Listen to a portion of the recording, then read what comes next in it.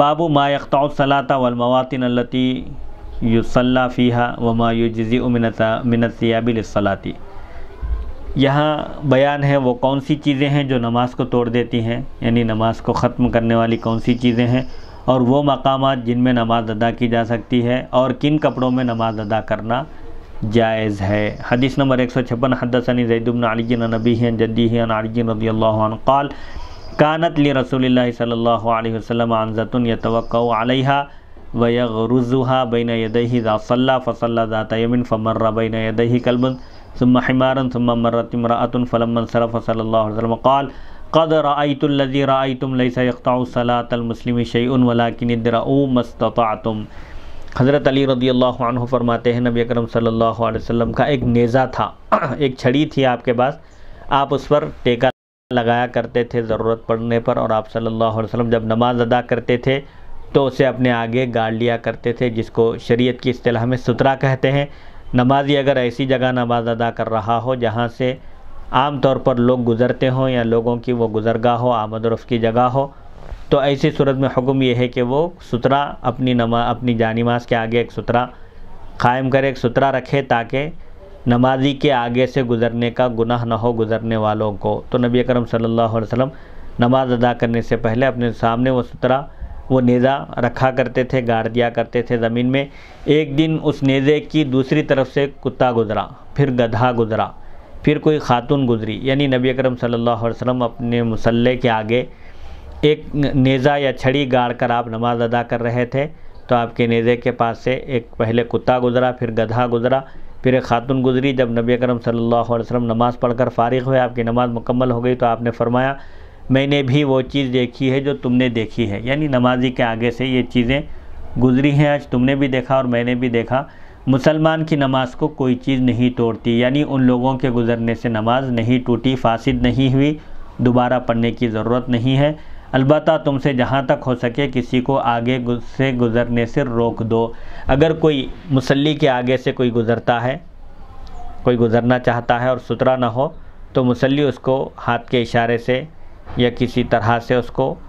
آگے سے، نمازی کے آگے سے گزرنے سے روکے۔ کب؟ جبکہ سامنے سترہ نہ ہو۔ اگر سترہ ہو تو روکنے کی ضرورت نہیں ہے، سترہ وہ آڑ ہے، اس کے پیچھے سے سترے کے سامنے سے گزرا جا سکتا ہے۔ بہرحال نماز فاسد نہیں ہوتی، کسی کے گزرنے سے نماز نہیں ٹوٹتی، دوبارہ پڑھنے کی ضرورت نہیں ہے۔ لیکن اگر سترہ نہ ہو تو نمازی کے سامنے سے نہیں گزرنا چاہیے، کیونکہ بہت بڑی سخت وعید آئی ہے، بلکہ بہت بڑا گناہ بتایا گیا ہے۔ حضرت ابو ہریرہ رضی اللہ عنہ سے غالباً روایت ہے، آپ فرماتے ہیں حضور اکرم صلی اللہ علیہ وسلم نے فرمایا نمازی کے آگے سے گزرنے کا کیا گناہ ہے، اگر معلوم ہو جائے تو گزرنے والا نمازی کے آگے سے گزرنے کے بجائے 40 دن، بعض راوی کہتے ہیں آپ نے 40 دن فرمایا یا 40 مہینے یا 40 سال، یہ مجھے یاد نہیں ہے، بہرحال 40 دن بھی اگر مان لیا جائے تو یہ بہت بڑی مدت ہے۔ 40 دن ٹھہرے رہنے کو پسند کرے گا لیکن نمازی کے آگے سے نہیں گزرے گا، اتنی سخت وعید بتائی گئی ہے۔ نمازی کے آگے سے گزرنا بہت بڑا گناہ ہے، اس بات کا خیال رکھنا چاہیے۔ عام طور پر مساجد وغیرہ میں بھی لوگ جلد بازی میں باہر نکلنے کے لیے نمازیوں کے آگے سے گزر کر چلے جاتے ہیں، یہ بہت بڑا گناہ ہے۔ تھوڑی دیر انتظار کرنا چاہیے، یا پھر ان کے سامنے ٹیبل یا سترہ کوئی چیز آڑ رکھ کر گزر سکتے ہیں۔ البتہ اگر مسجد بڑی ہو، جیسے مکہ مسجد ہے، بڑی مساجد جو ہوتی ہیں ان میں چند صفیں چھوڑ کر نمازی کے آگے سے اگر کوئی نکلنا چاہتا ہے جلدی میں تو اس وقت اجازت ہے۔ کب؟ جبکہ مسجد بڑی ہو، چھوٹی مسجدوں میں نمازی کے آگے سے نہیں گزر سکتے۔ حدیث نمبر 157، حدثنی زید بن علی عن ابیہ عن جدیہ عن علی رضی اللہ عنہ ان راعیا سأل النبی صلی اللہ علیہ وسلم فقال اصلی فی اعطان الابل قال لا فاصلی فی مرابض الغنم قال نعم۔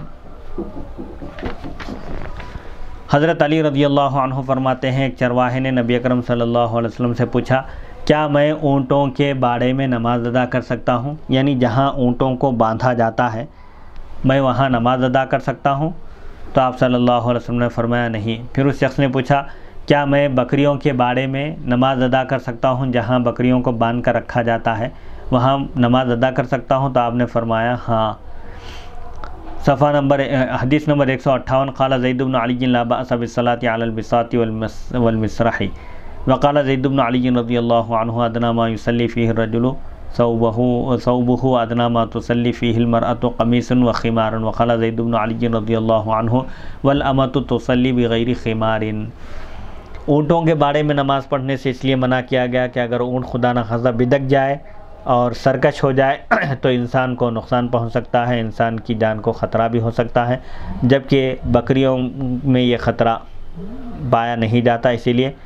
بکریاں چھوٹے جانور ہوتے ہیں، ان سے زیادہ خطرہ نہیں ہوتا، اسی لیے حضور اکرم صلی اللہ علیہ وسلم نے بکریوں کے بارے میں بکریوں کو باندھنے کی جگہ نماز ادا کرنے سے آپ نے منع نہیں فرمایا، جبکہ وہ جگہ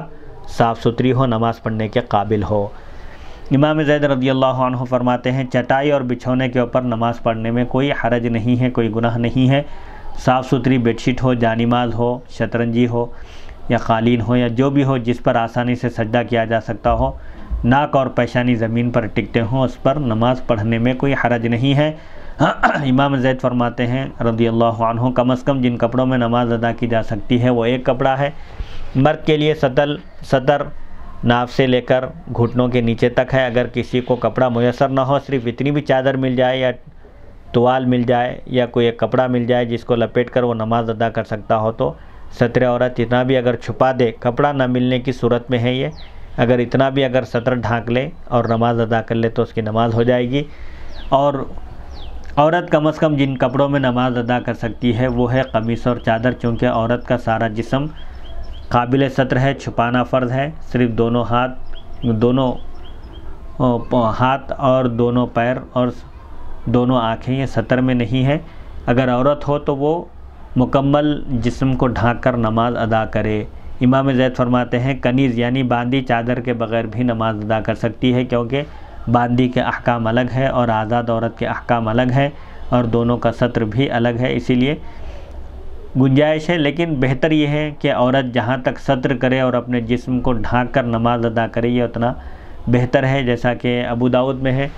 اس حدیث سے بھی اندازہ لگایا جا سکتا ہے جس میں حضور اکرم صلی اللہ علیہ وسلم نے فرمایا کہ عورت کا گھر کے حال میں دہلان میں نماز پڑھنے سے بہتر یہ ہے کہ وہ کمرے کے اندر نماز پڑھے، کیونکہ اس میں زیادہ ستر ہے، زیادہ لوگ حال میں دہلان میں ہوتے ہیں، گھر کے افراد کمرے میں عام طور پر کم افراد ہوتے ہیں۔ اسی طرح کمرے میں نماز ادا کرنے سے بہتر یہ ہے کہ کوٹھری میں ایک ایسے کمرے میں وہ نماز ادا کرے جس میں عام طور پر گھر کے لوگوں کی آمد و رفت نہیں ہوتی۔ اس سے معلوم ہوتا ہے کہ عورت نماز کے وقت بھی ستر کا مکمل اہتمام کرے۔